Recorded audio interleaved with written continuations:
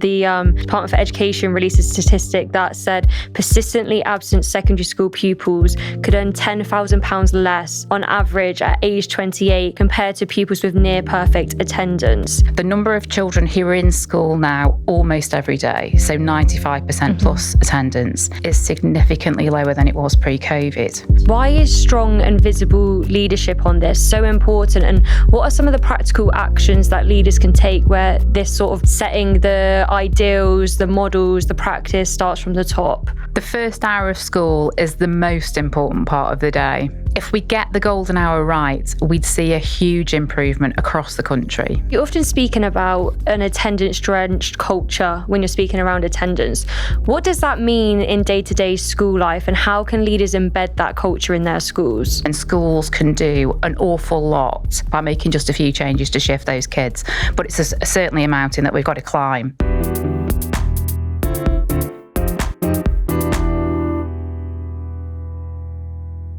Welcome to Series 2 of Trust Matters Lessons in Leadership, the podcast where we explore the real challenges and bold ideas shaping the future of trust and school leadership. This series, we're diving into some of the most pressing issues facing trust leaders today, from tackling attendance and scaling mental health support to addressing misogyny, reshaping governance, and uncovering what the latest teacher voice data reveals about the feeling in the sector. We're kicking things off today with someone who's at the heart of some of the most pressing conversations in education, Jayne Lowe OBE. Jayne is the founder and managing director of Bright Green Learning and brings decades of frontline experience as a teacher, head teacher, local authority leader, and national advisor.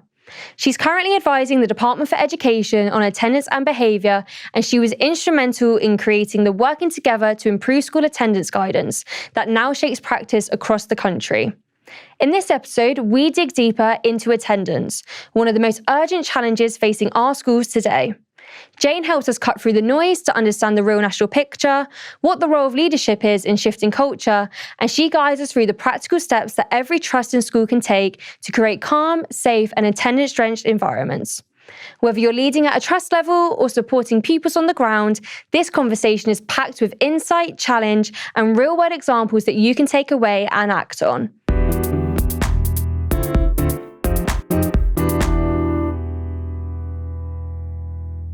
Welcome to the podcast, Jayne. Hi, good to meet you, Ellie. So glad to have you on today. We like to start the podcast by learning a little bit about you and your journey. So if you could tell me and the listeners a bit about how you became the DfE advisor for attendance and behaviour and also a MAT trustee. Okay. It takes us back a long time, I guess. I've always worked in and around behaviour and attendance as soon as I started teaching in schools and then in pupil referral units. The way that people interact, and particularly children, has always fascinated me. So behaviour and attendance has always been a big thing.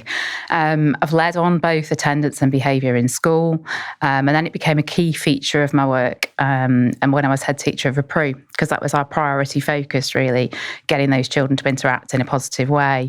I then moved on to work at the local authority, looking after behaviour support, pupil referral units, alternative provision, and also what was called then education welfare, so attendance. So that's where I learned an awful lot about attendance, managing those teams, but also supporting schools.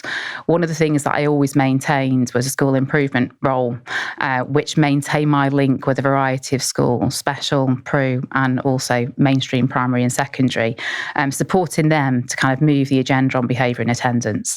I left the local authority in 2010, and since then I've been working independently. And I started to work with DfE in 2012, initially on the free school movement, fascinated by that, and supporting schools in challenging circumstances.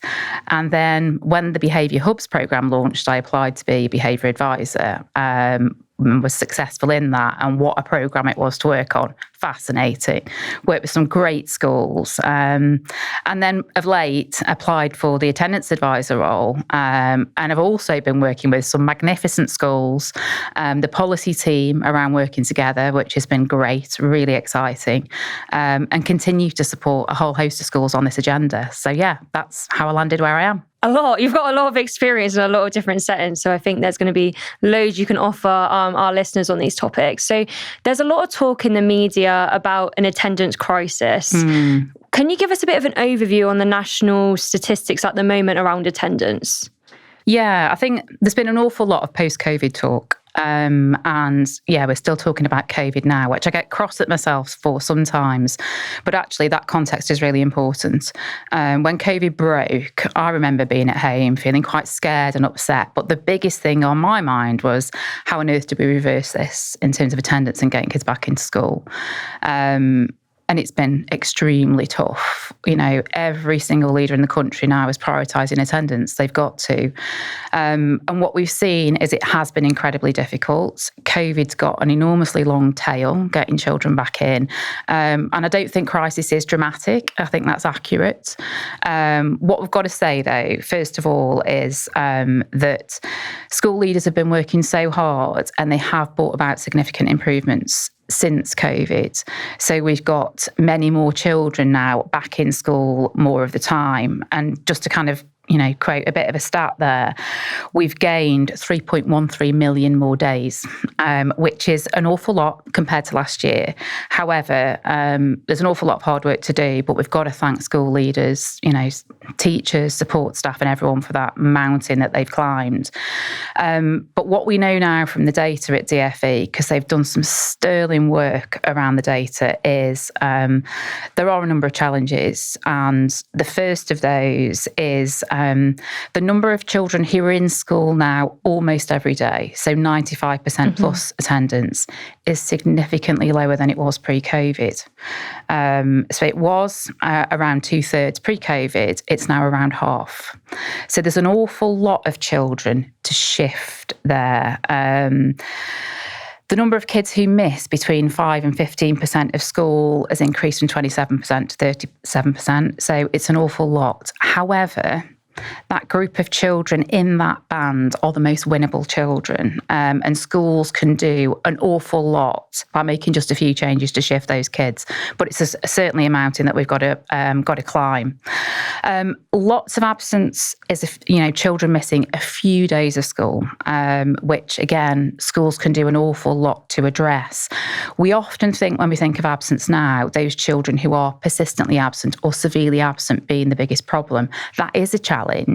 But this group of children who are missing those few days, it's a huge group to shift. The other thing that we know in terms of impact around the absence data that we see now is the impact on attainment. It's huge. And what we know about that is students who are in 95% or more, and I keep talking about that 95% or more because it is critical. It's almost a balancing point for children when it comes to attainment. Those who are in 95% or more of the time are twice as likely to gain grade 5 in English and Maths at GCSE. Now that's huge for our children. That's often the pinch point in terms of the gateway to, you know, opportunities at 16. So it's really important that that data is shared with the children, shared with parents, but also we keep reiterating that within schools with the staff as well. And those national trends, we're seeing that up and down the country. And it's important for all schools to focus on that, but also to look at their trends, what's happening in our community and what's happening for our children. And given that context, why is strong and visible leadership on this so important? And what are some of the practical actions that leaders can take where this sort of setting the ideals, the models, the practice starts from the top? Again, I don't think I am being dramatic when I say attendance has to come first, because without attendance, everything else fails. And leaders have really got that now. I think coming out of COVID, it was really challenging to do all of that stuff around behaviour, attendance, attainment. What do we do? It's after the dust has settled, leaders have recognised that if we don't get the attendance bit right, none of it will follow. So strong leadership in terms of prioritising attendance, making it everyone's business, having it in the school development plan and saying, if we don't get this right, none of the other stuff comes with it. So having that leadership to hold their ground, convey that, you know, continually reiterate the importance of it is absolutely critical, and really strong leadership's needed with that clear vision and purpose around attendance. The other thing that leaders, are doing up and down the country is having a really clear vision around attendance and setting the culture for that. When I say that, it's in job descriptions. We see it in everyday actions from everything that all staff do. So leaders have got to set the right tone about designing and setting culture. And strong leaders are absolutely meticulous about implementation. And I talk about this a lot. Having an attendance policy on a page is one thing, but actually making that happen and seeing that delivered is another. What strong leaders do is they train their staff in what does the policy look like? How will it feel for children? What will it sound like? How will you interact with parents? They train staff to do it, and then they go out there to check that it's happening. And whilst they're doing that monitoring and checking, they're giving feedback to staff and giving feedback to the children on what they're getting right and what we need to refine and what we need to do more work on. So strong leaders are really meticulous about that implementation piece. And that's needed right now because it's the detail that's so important. And making those tweaks and refinements, focusing on those children to get more of them in 95% of the time. It's that attention to detail that's needed and that strong leaders need to push and drive forward to make the difference. What I also see strong leaders do is make sure that attendance is the golden thread. So it runs through everything. So whenever there is a staff briefing, attendance is part of the agenda. They might be sharing the data. They might be talking about the way late procedures ran the previous morning, whether it was great or not so great. Within staff training on safeguarding, they'll be talking about absence as a risk factor. In assemblies, they'll be talking to the children about where they're performing right now, where they should be, talking about the impact on attainment. So it's kind of everywhere you go, if you like. And strong leaders do that. And you're often speaking about an attendance-drenched culture when you're speaking around attendance. What does that mean in day-to-day school life, and how can leaders embed that culture in their schools? Attendance drenching is, it's my terminology or way of explaining that attendance should be everywhere. Because again, it's one thing to say that, but what does that actually mean? And if attendance drenching is happening, everybody can see it, hear it and feel it. And walking through a school with a leader is a really good way to kind of express that and show that. So, for example, on the approach to school, you should be able to see it because you can see leaders and staff waiting at the gate with smiles on their faces, waiting to see the children. You'll see children dashing down the drive to get into school because they're eager to be there. You'll see parents interacting with staff at the gate. They might be sharing messages. They might be asking for help or support. You'll see the site manager, the receptionist welcoming children, maybe those staff in the kitchen offering up breakfast to the children. And you'll hear it, as I mentioned just now, you'll hear it in assemblies. When children arrive at their form or with their teacher in their morning, they'll be talking about, it's great that you're punctual, it's super to see you today, or, you've been off for a few days, we're so glad to see you back in school again. If you head into the office, you'll hear people on the phone talking to parents about, we're really missing him, when's he coming back into school, how can we help you get back in? And when I say you can smell it, leaders look at me strangely to say, what on earth do you mean by that, Jayne? You'll smell breakfast. Children can smell the food, and children are very motivated by food often secondary pupils more than primary actually. But breakfast will be there, it'll be being served, and that supports the children, it supports the parents. You might smell a pizza party or a hot chocolate Friday in a primary school, but everybody is talking about attendance and it's happening everywhere. So yeah, that's attendance drenching in my view. Yeah, no, that makes complete sense. I think the smell thing's a really interesting point that you probably don't think about, but it's so true. Like if you associate positive smells and coming into school and it feels welcoming and it feels like it's a place that they want you there and you want to be there, that's a really important way to start the day, isn't it? Absolutely. And there's a big link between attendance and behaviour. There was recent polling by TeacherTapp which said that poor pupil behaviour is now the biggest concern for primary school teachers. What are some of the things that you think can be done to address behaviour, which in turn then can improve attendance? Yeah, it's a really good point, Ali. You can't separate the two, and they are interdependent and they have a direct relationship in a positive way, but also in a negative way. And there are so many leaders, when I think about Behaviour Hubs programme and also the attendance hubs, where leaders have worked so hard on culture, and having that safe, calm, purposeful environment is fundamental in terms of getting it right for behaviour and attendance. Because if the environment doesn't feel safe, both for staff and children, actually, you mentioned their feedback from teachers, people will vote with their feet, and that will mean poor attendance for children, but equally it will impact on staff attendance within work as well, and often staff vacancy, they opt out as well. So being really mindful to create that purposeful culture to support positive behaviour, which will ultimately support positive attendance, is fundamental. And what leaders have got to do to get that right is have a really clear vision and make it really tangible for staff, for children and for parents. So setting out, what does calm, safe look like? What does it mean to be purposeful when you're moving around the school? Setting out that clear vision with clear routines and social norms, what are we going to live by? What is this going to look like? But then committing time as well.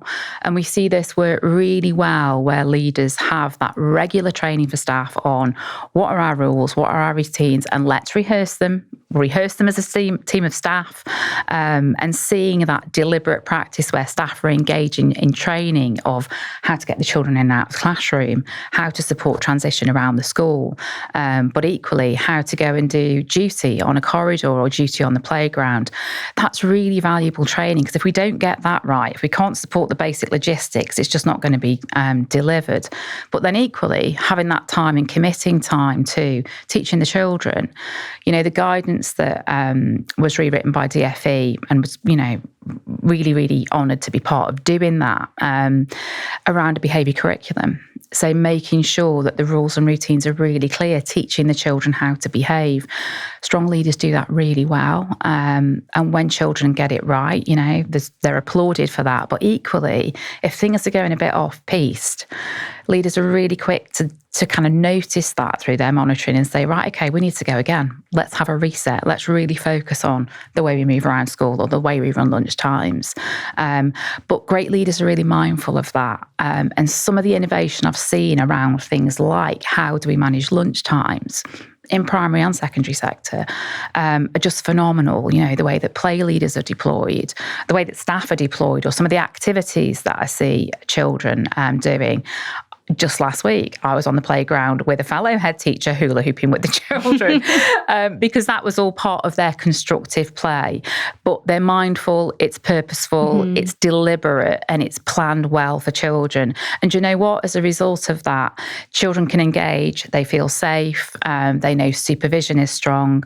And as a result of that, attendance is strong too.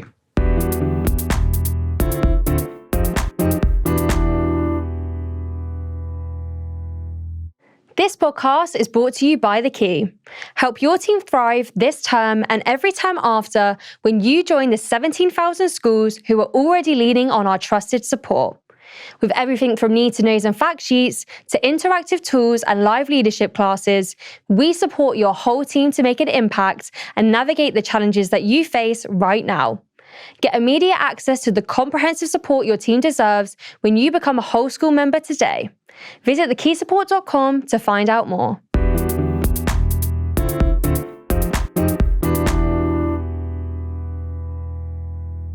Can you share an example maybe of like a trust or a school that you've worked with that kind of transformed their culture around some of those ideals and it actually had a tangible impact on attendance and behaviour? Yeah, sure. I mean, there are so many because so many schools have worked so hard with this. But one always springs to mind. And it was a really tricky one, It's a secondary school, 1,500 children, so it's big. Attendance well below national, suspensions through the roof, and an awfully large amount of internal truancy. So lots of children on the corridors. And at that time for staff and children, it really didn't feel safe. And many of the children told leaders later that the reason they weren't in school is that they didn't feel safe in school. So yeah, it was tricky. The other thing that was a significant factor was the number of staff vacancies. It was very high. So an awful lot of temporary staff, but actually reached a point where they were struggling to get temporary staff, so an awful lot of cover. So lots of pressure on staff. The first, biggest, most significant shift in that school was the appointment of a new head. And the trust took a really bold decision to do that very, very quickly. And what that new head did immediately was almost kind of throw open the doors to consult with the children, to consult with staff, and to consult with parents about their vision and what they wanted the school to be. And they spoke about three things. They wanted it to be safe, first and foremost. They wanted it to be calm, but they wanted every child in the school to thrive. Now, when they did the consultation, everybody rocked up. Nobody could disagree with that. And they were all very supportive of it. What they did do through the consultation, though, was they spoke about the things as children, as staff and as parents that they'd like to see be part of that. So from the very start, they felt part of where the school was going, and leaders secured sign-up from those people, but also support, because there'd been an awful lot of distrust and negativity around the school on social media and otherwise. So that was a really important turning point for the school, winning the support of all of those stakeholders. And what they did from that point then was do the really, basic fundamental stuff, which was crafting policy. And the first two policies they wrote when they spoke to parents and the children was, we've got to sort out attendance. We've got to make you feel safe. So we'll get the behaviour policy right. And we've got to have you here. Otherwise, no one thrives. So they co-constructed those. And there was consultation, but that didn't kind of challenge the high expectation that was set. And they put the policies together and they dedicated quite a lot of time to training staff, training children, and they did some kind of town hall events for parents as well, where they train them and they walk them through what does transition feel like, how do we line up outside class. So everybody knew exactly what was going to happen. And what they did is they did it piece by piece. So they did it one procedure at a time, trained the staff, trained the children, brought them in and demonstrated, look, this can really work if we do it in this way. Very, very quickly, people started to buy into that, and the school started to feel like a different place, one routine at a time, to make sure all of those things were embedded. And when it took its dips, which it did, they'd have those people back in it and go again with that. What happened after about 6 months was suspensions did stabilise. They didn't fall rapidly, quickly, but they did stabilise. But what leaders were doing all of the time was meticulously monitoring what was happening. So they were looking at the implementation of routines. They were looking at the data to see, what was happening around behaviour, what's happening around attendance. And as soon as they spotted something, they would support the children, support staff. And sometimes that was support, but equally, sometimes it was challenge to say, do you know what? Not quite getting this right. So let's go again. Let's rehearse this. What else can I do to help you to get where you need to be? And what happened as a result of that was, there was some challenge, there was some debate, but people got on board with it. And they shaped up those policies and those procedures to make the school feel much safer. Suspensions, as I said, stabilised. Fewer children were on the corridors. That made people, again, feel safe. More children were in lessons, which gave greater engagement during learning time. But also, teachers felt more accomplished in that. They got a full class of children, to engage and spend time delivering those lessons that they'd meticulously planned to engage the children. And then as a result of that, the progress of children started to ramp up and attainment was affected as well. During that time, though, I'm not going to pretend, that there weren't challenges that leaders needed to address, because all of that whole school stuff needed to happen. But alongside that, there were a core of children and families who were really struggling still. So those children who were walking the corridors, and those who had accrued large amounts of suspension, and those children who had opted out because they didn't feel safe and were still too scared to come back because they weren't quite sure what it was going to feel like. What the leaders did with those families and those children was went out to their homes, brought them into school to meet with them to construct partnership plans. And they said, look, it wasn't right before. What can we do to make it right? And for some children struggling with behaviour, they had access to alternative provision if that was appropriate. but some of them had bespoke timetables and intervention. A lot of that challenge came from unmet need by those children. So to have their needs met, you know, they had assessments, children and their needs were understood by teachers, so they could be in the classroom and they could be successful. And those children who previously hadn't attended, parents were invited in to say, come and look, the place has changed, see what you think of it now. So they were walked around the school and children were steadily brought back in. And a significant period of time on, I guess, what they're seeing now is after around 18 months, suspension started to fall, which is great. Took a long time, but they did start to fall. And there is an upward trend in attendance now. So attendance this year compared to last shows that increase. They're 2% above where they were last year. PA has fallen. And the thing that they're most proud of is the number of severely absent children has significantly fallen. A lot of those children are back in school full time now. And the attendance of children with special educational needs has also increased. And that's come about because of strong leadership, focus on the data and intervention for those children who needed it. So yeah, they threw an awful lot at it. But it just shows what strong culture and actually quite a simple plan, what we're doing for all of the children and what will we do for those that are most challenged. And that dogged implementation, that's what brought about the change. It's amazing to hear such a transformational real life case study there. And something you brought up a lot there was the word data. And school leaders are often presented with headline figures and data, but what would your advice be to dig deeper into that and actually see what the true stories are underneath just the figures? I'm really glad you've raised this. I'm going to mention the COVID again. Okay. If we go back to COVID, I think it was really unhelpful at that time to focus on the headline data, but that was almost all we had. And it almost became the only focus for leaders. And what the headline data doesn't do is tell us what sits beneath. I remember speaking to lots of leaders at that time who were looking at what was happening nationally and comparing their position. And if they were broadly in line with national, they were kind of saying, I'm okay, it's all right, we're doing okay. And that became the focus. That was really dangerous, I feel, and distracting, because what some leaders weren't necessarily doing at that time is looking beneath. And they've been trained to do that because that's all they'd had. And the data available to leaders now just provides so much more. Gosh, if only we'd had this data when I was in school. I remember doing the Sunday night count, I'd go through the data and create a spreadsheet.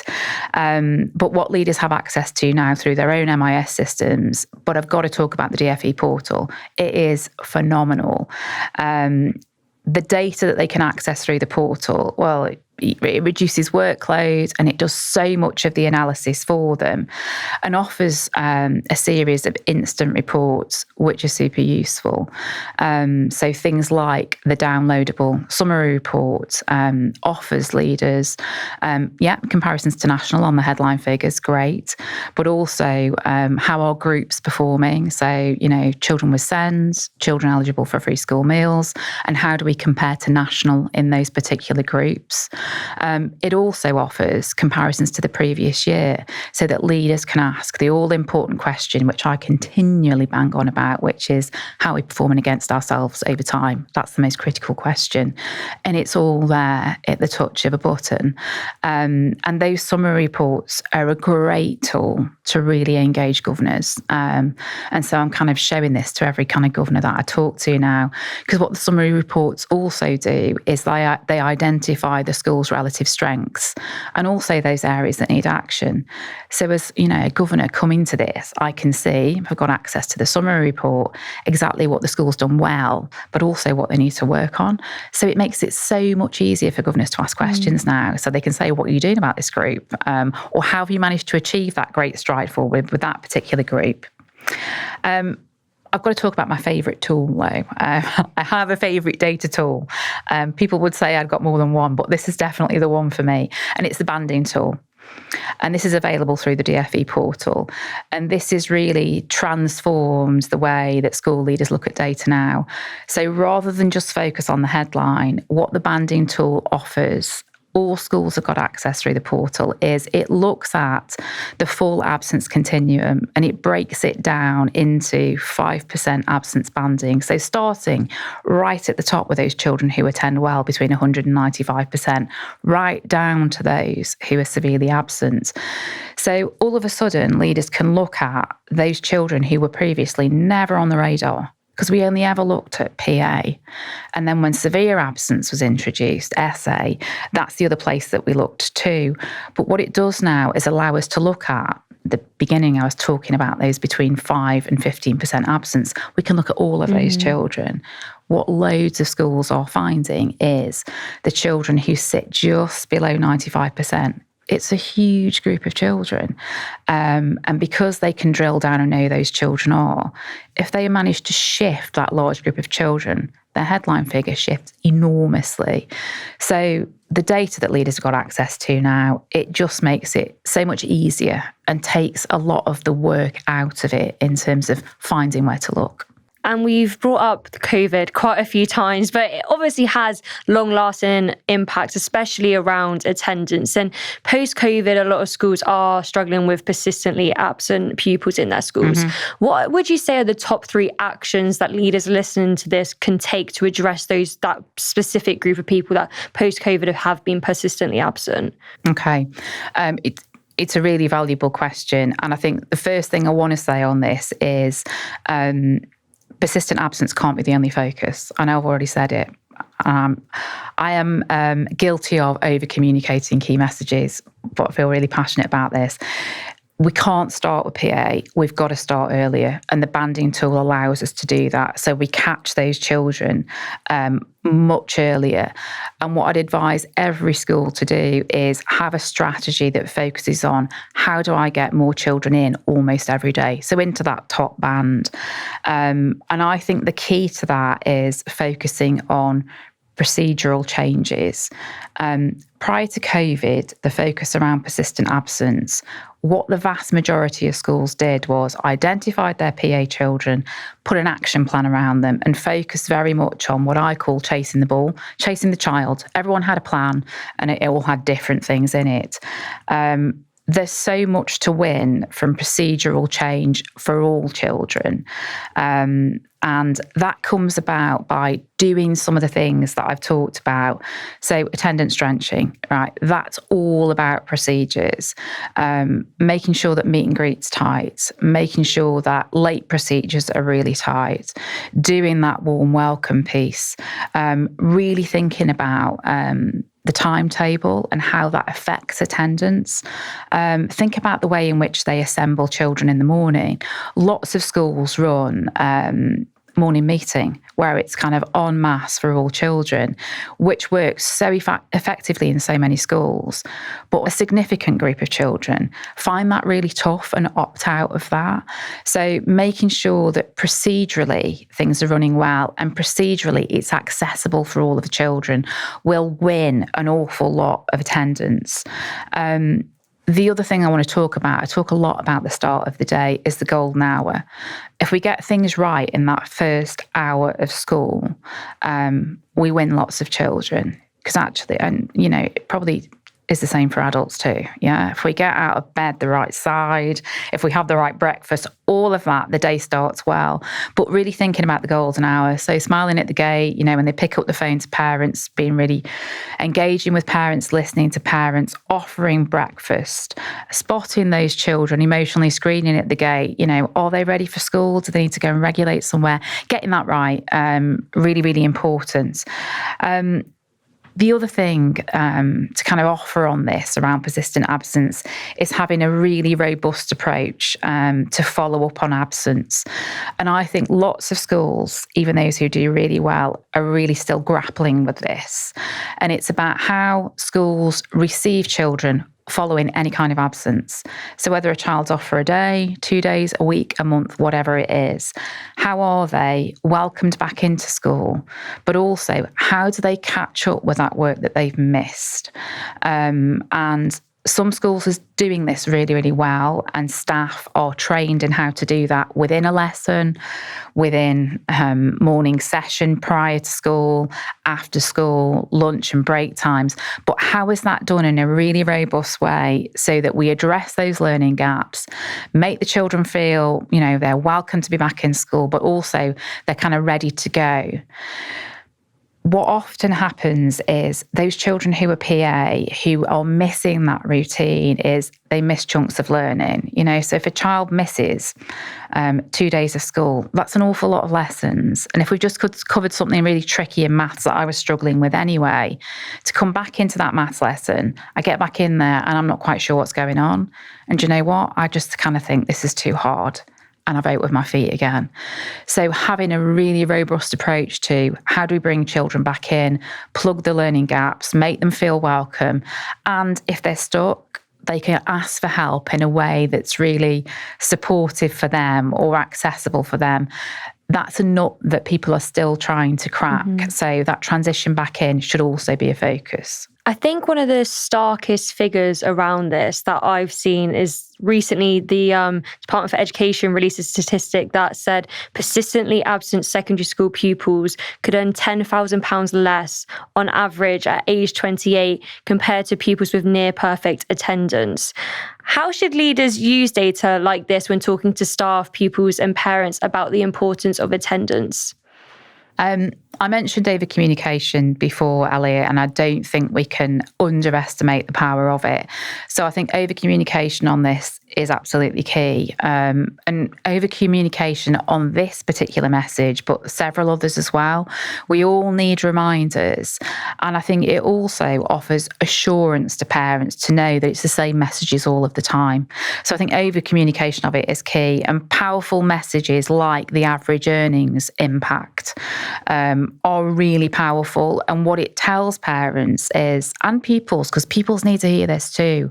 I heard great assembly the other week where leaders were sharing this message, and they were also talking about the severely absent, the £20,000 dent in earnings to a group of Key Stage 4 pupils.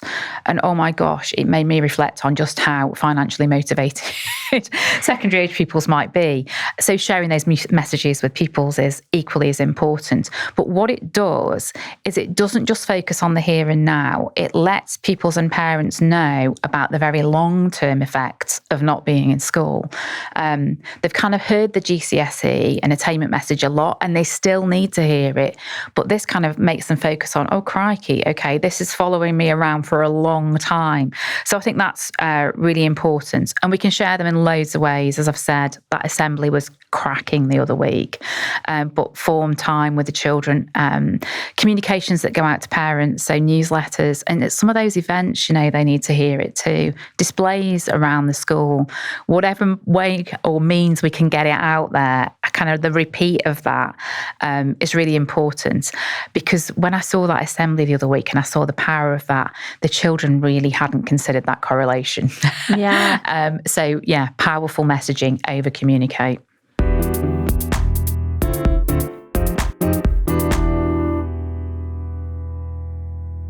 Say hello to KeyGPT, your new AI-powered assistant from the Key. KeyGPT is built to handle even the most specific school leadership requests in seconds. Whether you need a letter to a parent on a challenging subject or some help solving a timetable clash, no request is too big or too niche for KeyGPT. Go to ai.thekeysupport.com to find out more.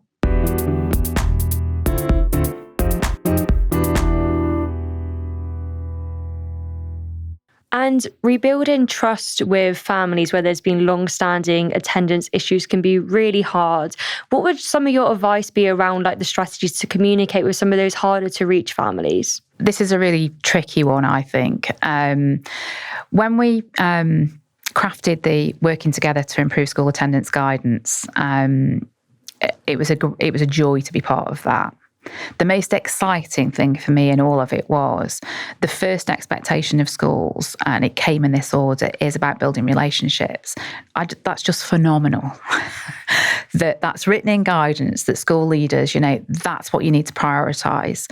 So there's an awful lot of emphasis on that in working together, and it talks exactly about how those relationships should look and feel for parents.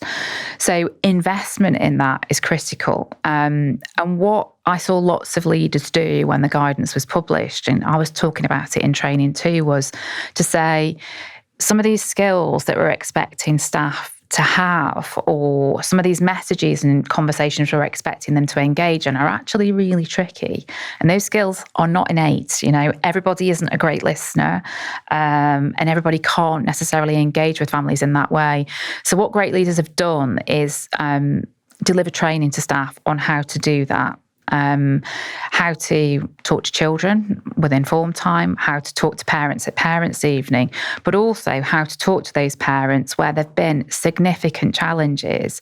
And, those parents present with real anxiety around the fact that their children can't be in school, and potentially, approach school in quite a negative way because it's damaging their children as they see it. So having that training is really important. In order to support staff to have those conversations. The other thing, though, I've got to say again, is we've got to get in early with this. We can't let that creep happen so that relationship is broken. And what the guidance talks about is having those positive relationships from the start. Leaders and staff across the school have got to invest from the get-go. So things like the warm welcome, answering the phone, listening to parents, all of that is fundamental. Sending positive messages home when children get things right, but equally thanking parents. If their child manages 5 days in that week in school, it's nothing to send an automated message home to say thanks for doing it.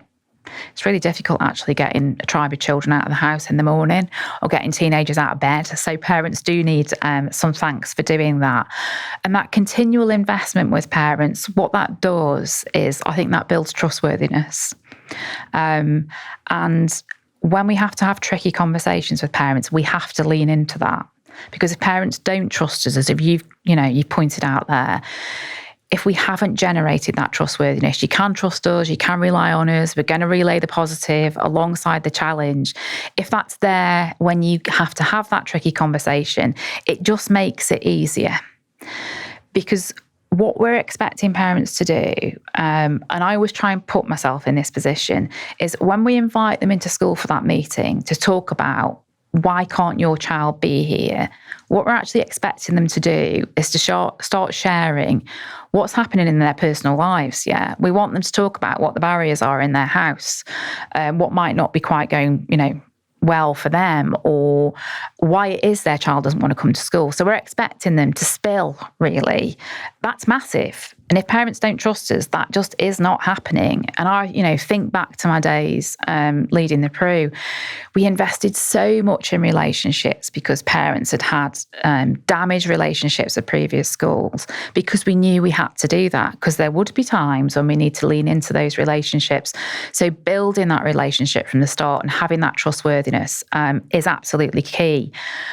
But then when those tricky conversations have to happen, what leaders have got to do is they've got to be really honest. And I remember having to do this, is if I've got a family coming in, I've got to really think carefully about who has the conversation with that family.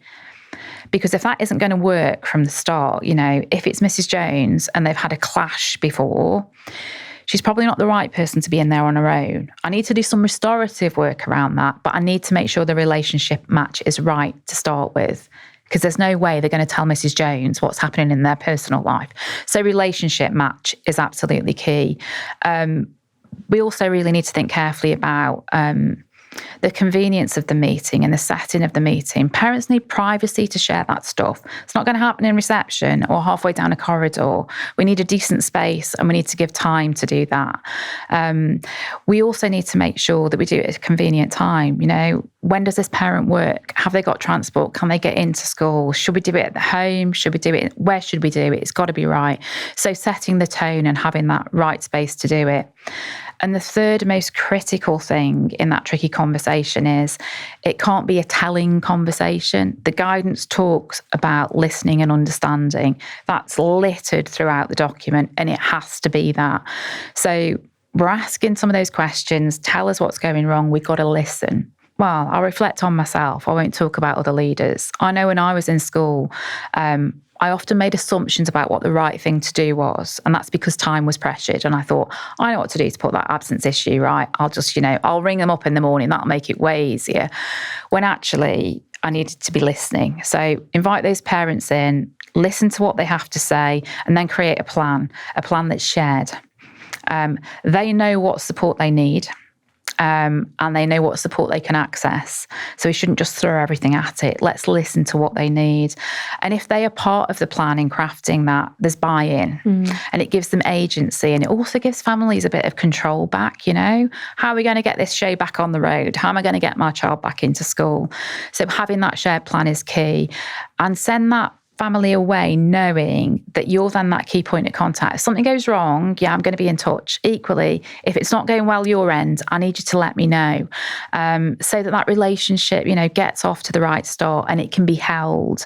So I think those are the key things to focus on. No, that's really, really helpful. And one of the continual sticking points between parents and schools and attendance is term time holidays. Obviously, that's something we hear in the media a lot, the big debate around, is it okay to take your child out of school, to take them a day at the theme park because there's not many people around, or a couple of days early to go for a long weekend away, or take them out just before the school holidays because it's a lot cheaper than sending your kids on holiday when you're in the summer holidays. What is your view on that? And how can schools get the messaging right? Because it is a sensitive issue for parents. Yeah, it's had an awful lot of media attention at Ali, which I don't think's helped. And when the guidance launched, the key messages that shone out in the media were fines and holidays, not necessarily very helpful. Didn't really promote the support first approach. But on holidays, the guidance is super clear around not authorising holidays during term time, and then the actions that can be taken to address that. I'd go back to the message that I shared earlier on. Any relationship with families and any vision within a school, it should be open and honest and transparent. Great schools got, straight out the blocks with this around communication, and they over-communicated what the guidance was saying, and they did it in a really tangible way for parents. So they kind of broke the guidance down and they shared with them, this is the new guidance, this is the stance on holidays during term time, and these are the consequences as a result of that, and we'll be following that guidance. They did it ahead of time, and what they do is they go back to that frequently. And what they've looked at is, historically, when have parents taken that leave during term time? And so they over-communicate and they re-disseminate those messages at those key points so that parents are in the know. Some schools held events actually to bring parents in because parents weren't sure. But when they issued the guidance in a way that was accessible for them, they totally understood it. So that's kind of the guidance piece of it. The other work, though, that schools can do around this, there's one particular trust that I can think of that talk about making school totally irresistible, which, of course it is. But there's some other things that schools can do. And making it totally irresistible, you need to let parents know what's happening and what's going on. So what schools do is they share their school calendar way ahead of time so they can see when key things are happening throughout the year. That might be trips out, it might be on-site events or celebrations, so that parents know that every piece of time in school counts. And actually, if I take my child out, they might be missing out on something absolutely great. So they share the calendar ahead of time, and then they over-communicate. So they also let them know just beforehand what's happening, so that parents can see how damaging it can be to take the child out. They may well miss out. Schools also convey messages around just how damaging it can be to take a child out. I've just spoken to you there about the challenge that schools are facing. how do I catch a child up who's missed, 2 days, a week, 2 weeks? Letting parents know how tricky that is and the added pressure that puts on their child is also a really important factor. That's not scaremongering, that's just being really honest with how tricky that can be. So I think, those messages are key to share as well. And another thing so we have a group on Facebook with 40,000 primary school leaders, and a continual debate that happens, I would say almost on a fortnightly basis in this group, is the debate around rewarding attendance. People often say, we have a structure in place at the moment where we reward attendance, but other people are commenting about it saying we don't have that because that's not fair. What if a child misses school due to ill health or family life or any other reason that is beyond their control? What is your view around rewarding attendance? I've engaged in this debate on many occasions. I will declare my interest now, though, which is I'm definitely in the recognise and reward camp. And I think there's the middle ground on this that kind of meets everybody's needs. I don't think anybody would disagree that when a child does well or manages to get in, even for those children it's really tough for, that we've got to recognise that. Whether that child's in, 100% attender, or the child who's just making their way back in after a period of time out of school, that's got to be recognised, and we've got to applaud that. I'm definitely in the recognise and reward camp. And I think for too long, attendance has not really been recognised as a performance measure at pupil level. We spoke about headline data, that's what schools have focused on. I think the extremes have, for as long as I can remember, even when I was back in school, and crikey, that was a long time ago, the 100% attenders were recognised. They had certificates or whatever it might be. And at the other end of the spectrum, those children who didn't attend well were subject to the punitive measures, that came well before working together. I said earlier on, without strong attendance, none of the other stuff follows. The progress, the socialisation, the personal development of children, ultimately attainment and average earnings, as you've pointed out. Everybody wants to be recognised for their contributions. They do. I know I do as an adult. And some children and families have to work incredibly hard to do a full week. And when they do that, we ought to be sending messages out to say, well done, this is brilliant. Staff should be on the gate saying on the Friday morning, that's 5 this week, well done. We've got to recognise that. Equally, the child who, young carer, finds it really tricky in the morning because they're dropping off their siblings at another school. And it may be that they land 5 minutes late every single morning of the week. That doesn't mean, however, that we're going to deploy a punitive system to address that. We're going to recognise the fact that you have it tough every morning, and well done for being here. You've done 5. It's Friday. You made it. Brilliant. So recognising is absolutely key. And schools are doing some really neat stuff around it that costs nothing. I was talking to a school just the other week where they have a Friday playlist. So if you're in every day that week, you get to choose some of the songs that, are played through the speakers at break and lunchtime. Brilliant. Children are getting jump the queue passes if they manage 5 days or they're punctual. So it doesn't have to be great, big, hefty prizes. That doesn't mean that doesn't happen. And there are some really nice social rewards that are given for groups of children, say the best form or the best class, have afternoon tea with the head teacher or whatever it might be. That's a real motivator for some children. And giving and offering that recognition is a real incentive to be there more of the time.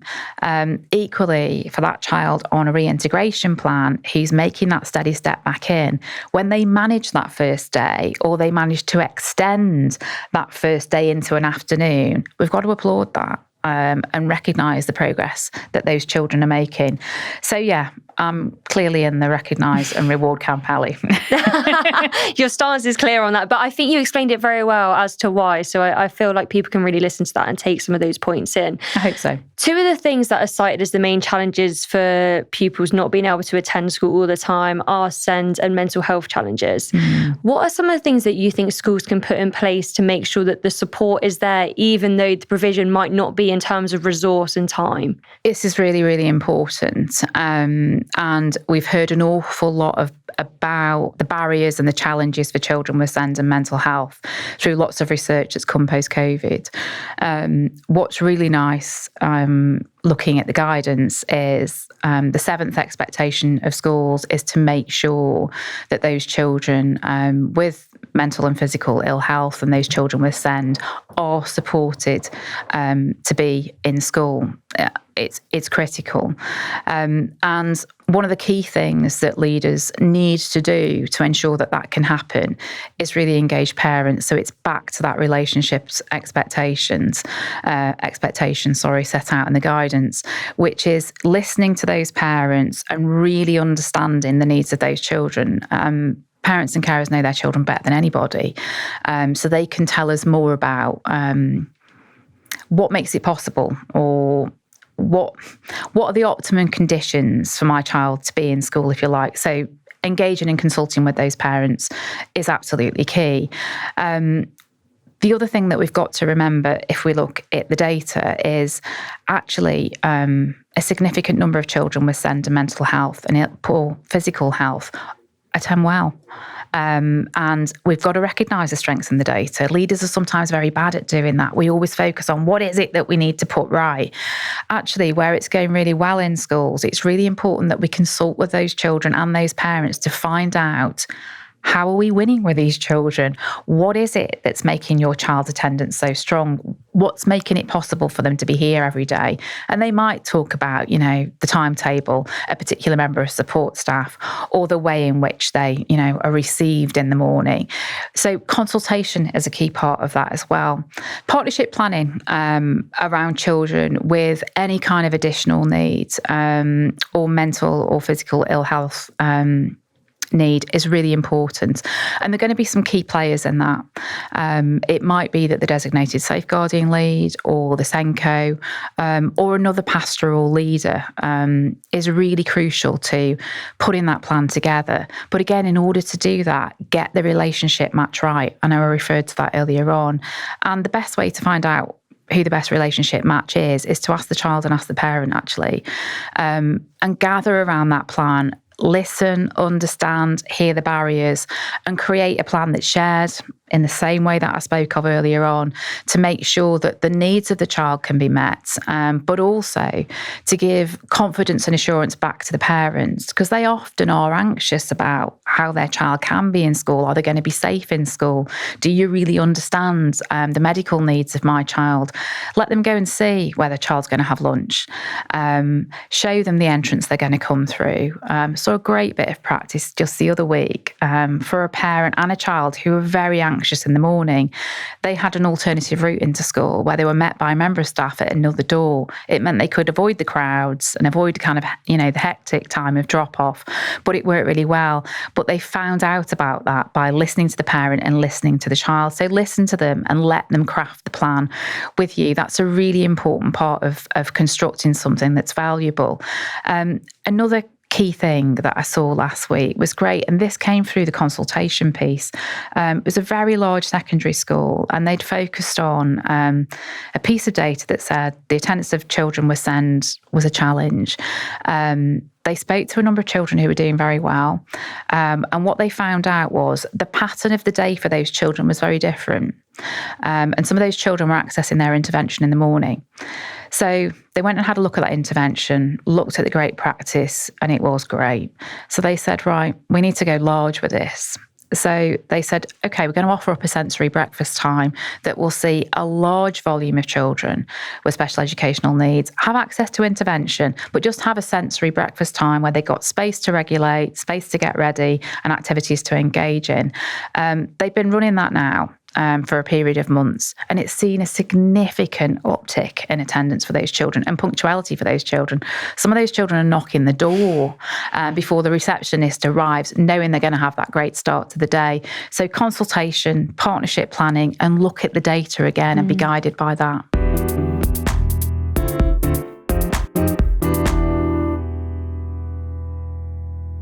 We've actually come to the end of the podcast somehow to then that good news around the breakfast, which I think is a really lovely way to demonstrate some of these, all the things you've been talking about. We like to finish the podcast with 4 questions in a quick fire round. So ready when you are. Question number 1, what do you think is the biggest challenge facing the education sector at the moment? Attendance. It's got to be, for all the reasons that I've spoke of. If we don't get that right, all else fails.